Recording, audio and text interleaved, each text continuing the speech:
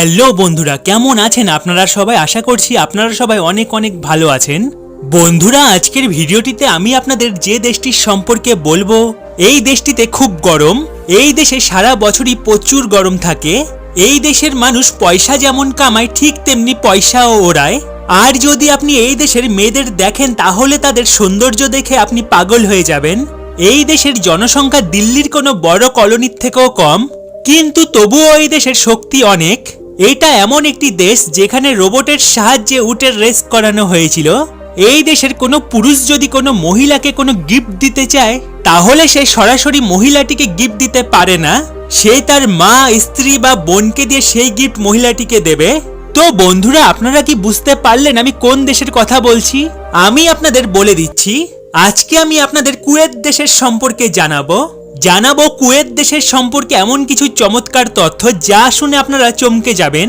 তাই ভিডিওটি শুরু করার আগে আপনাদের কাছে ছোট্ট একটি অনুরোধ, ভিডিওটি পুরো দেখুন, সাথে ভিডিওর নিচে লাল রঙের সাবস্ক্রাইব বাটন দেখছেন তার উপর ক্লিক করে পাশে থাকার বেল আইকনটি বাজিয়ে দিন, যাতে এই চ্যানেলের সব ভিডিওগুলো আপনি সবার আগে দেখতে পারেন।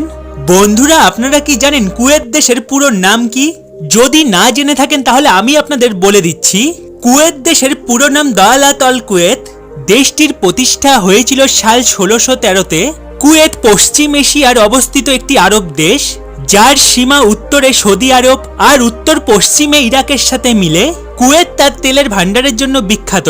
কুয়েতের আয়তন 17,118 বর্গ কিলোমিটার, যা আমাদের রাজস্থানের থেকেও কম। কুয়েত একটি খুবই ছোট দেশ, আর এই দেশের জনসংখ্যাও খুবই কম। দিল্লির একটি বড় কলোনিতেও এই দেশের থেকে বেশি মানুষ থাকে।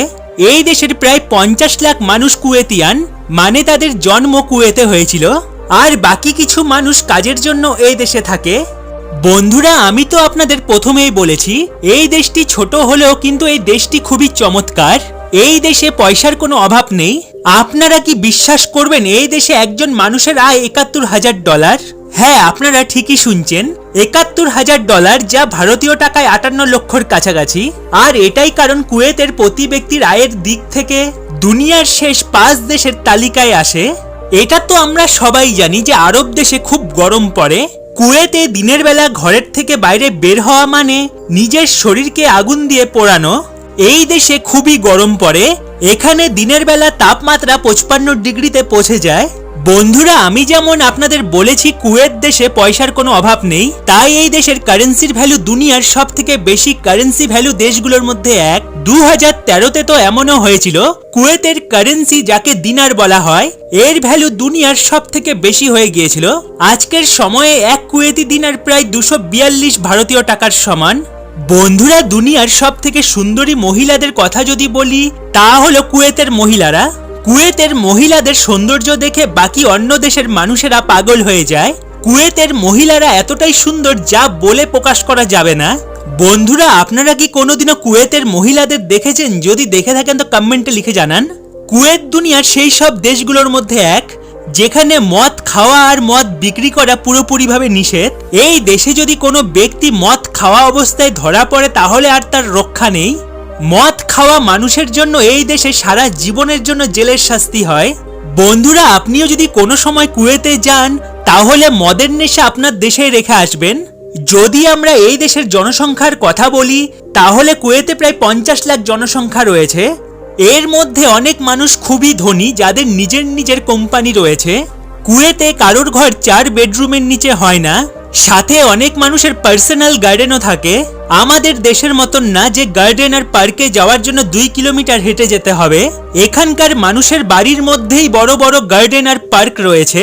সাল 1961 পর্যন্ত কুয়েতে ব্রিটেন রাজত্ব করত, কিন্তু 19 জুন 1961-তে ব্রিটেনের থেকে কুয়েত স্বাধীন হয়।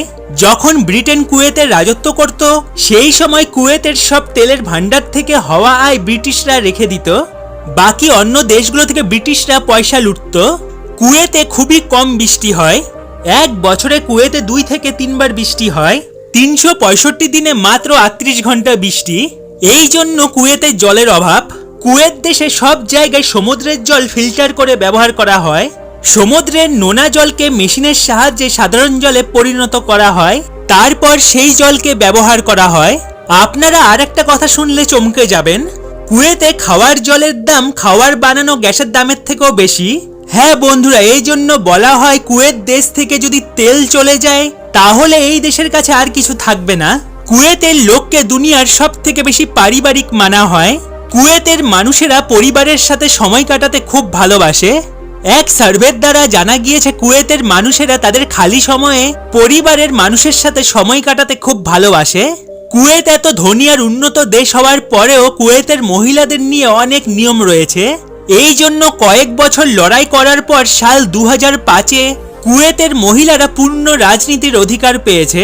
কিন্তু আজ কুয়েতে মহিলাদের নিয়ে চিন্তা বদলেছে। বন্ধুরা, আপনারা কি কুয়েতের আল হামরা টাওয়ারের সম্পর্কে শুনেছেন? যদি না শুনে থাকেন তাহলে আমি আপনাদের বলে দিচ্ছি। এটা দুনিয়ার 34তম উঁচু বিল্ডিং। কুয়েত দেশে উচ্চতার দিকে এই বিল্ডিং সবার আগে। আর আপনারা এই বিল্ডিং দেখে বুঝতে পারবেন যে এটা কত বড় গগনচুম্বী। আপনি যদি এই দেশে কোনো সময় আসেন তাহলে এই জায়গার সামনে একটি সেলফি নিতে ভুলবেন না। দুনিয়ার বিভিন্ন দেশ থেকে আসা পর্যটকদের এই বিল্ডিং খুবই আকর্ষণ করে। কুয়েতে একটি শপিং মলও রয়েছে যার নাম এভিনিউ। এই শপিং মলটি এত বড় যে এখানে একসাথে কুয়েতের 30% জনসংখ্যা একসাথে শপিং করতে পারবে। আপনারা একবার ভাবুন এই শপিং মল তাহলে কত বড়, যে একটি দেশের টোটাল জনসংখ্যার 30% মানুষ একসাথে একই সময়ে একটি শপিং মলের ভেতর শপিং করতে পারে।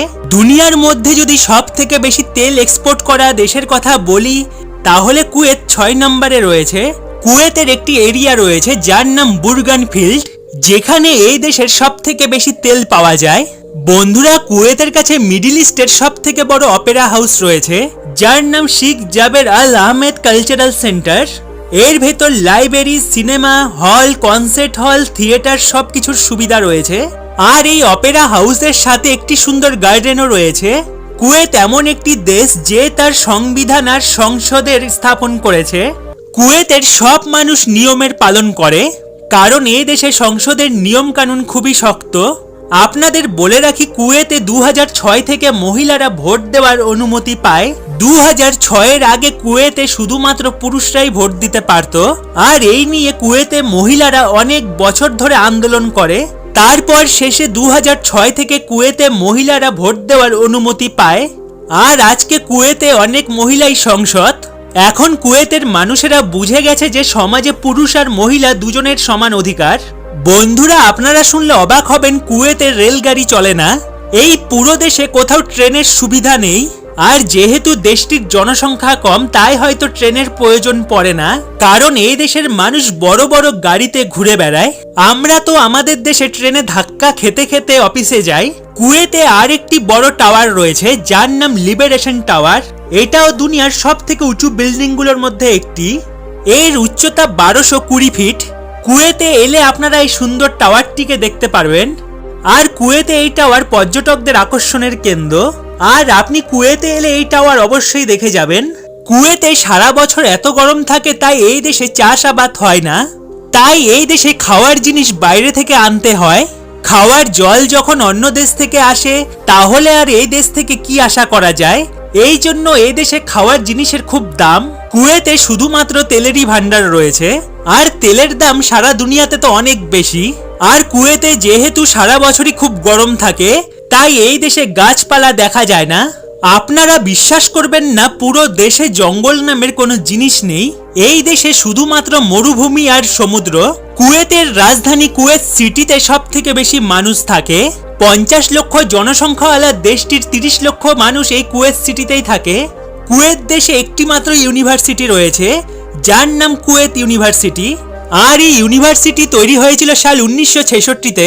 আর এই ইউনিভার্সিটিতে বেশি কুয়েতি লোক পড়ে না। স্কুল শেষ হওয়ার পর এখানকার বেশি বাচ্চারা ইংল্যান্ড আর ফ্রান্সে পড়তে চলে যায়। বন্ধুরা, 2006-এ কুয়েতের সরকার পয়সা আর টেকনোলজির শক্তি পুরো দুনিয়াকে দেখিয়েছে। কুয়েতে 2006-এ উটের রেস করানো হয়েছিল।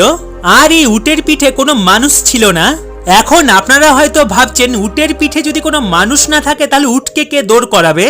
আপনাদের বলে রাখি, এই উটের রেসে রোবটের সাহায্যে উটকে দৌড় করানো হয়েছে।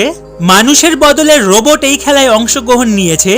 এই রেসে রোবট উটের পিঠে বসেছিল আর এই রোবটই উটকে দৌড় করিয়েছে। বন্ধুরা, কুয়েতে দুনিয়ার সব থেকে বড় টায়ার ডাম্প এরিয়া রয়েছে।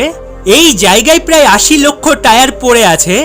আর এই টায়ারের ডাম্পিং এরিয়াকে আপনি প্লেনের ভেতর থেকেও দেখতে পারবেন। আর বিজ্ঞানীরা এই টায়ার ডাম্পিং এরিয়ার ফটো স্পেস থেকেও নিয়েছে। এই থেকে আপনারা বুঝতে পারছেন যে এটা কত বড় জায়গা জুড়ে ছড়িয়ে আছে, শুধু টায়ারে টায়ার। বন্ধুরা, বলা হয় কুয়েতের রাতও খুব সুন্দর। এখানে খুব সুন্দরী সুন্দরী মেয়েরা ডান্স করে, আর এখানকার মানুষেরা ক্লাবে গিয়ে গিয়ে এই সুন্দরী সুন্দরী মেয়েদের ডান্স দেখে আর তারা আনন্দ করে। আপনি যত টাকা খরচা করবেন আপনার রাত তত সুন্দর হবে। কিন্তু কুয়েতের কারেন্সি আর আমাদের দেশের কারেন্সির মধ্যে অনেক পার্থক্য। বন্ধুরা, এখন আপনাদের বলে দিই আপনি কুয়েত সিটি ছাড়া আর কোন কোন জায়গায় ঘুরতে যেতে পারবেন। ফেলাকা দ্বীপ যেতে পারেন। এই দ্বীপ 12 কিলোমিটার লম্বা আর 6 কিলোমিটার চওড়া। এই দ্বীপ কুয়েত সিটি থেকে 20 কিলোমিটার দূরে উত্তর পূর্বে অবস্থিত। তো বন্ধুরা, কেমন লাগলো আপনাদের কুয়েত? আর আপনি কি কোনোদিনও কুয়েতে গিয়েছেন? যদি গিয়ে থাকেন তো কমেন্টে অবশ্যই জানাবেন। সাথে ভিডিওটিতে একটি লাইক করে দেবেন। আর এখনো যদি আমার চ্যানেলটি সাবস্ক্রাইব করে না থাকেন তো এখনই সাবস্ক্রাইব করে নিন, আর পাশে থাকা নোটিফিকেশন বেলটি বাজিয়ে দিন, যাতে এই চ্যানেলের সব ভিডিওগুলো আপনি সবার আগে দেখতে পারেন। ভালো থাকবেন বন্ধুরা, ফিরে আসবো আবার অন্য কোনো ভিডিও নিয়ে খুব তাড়াতাড়ি।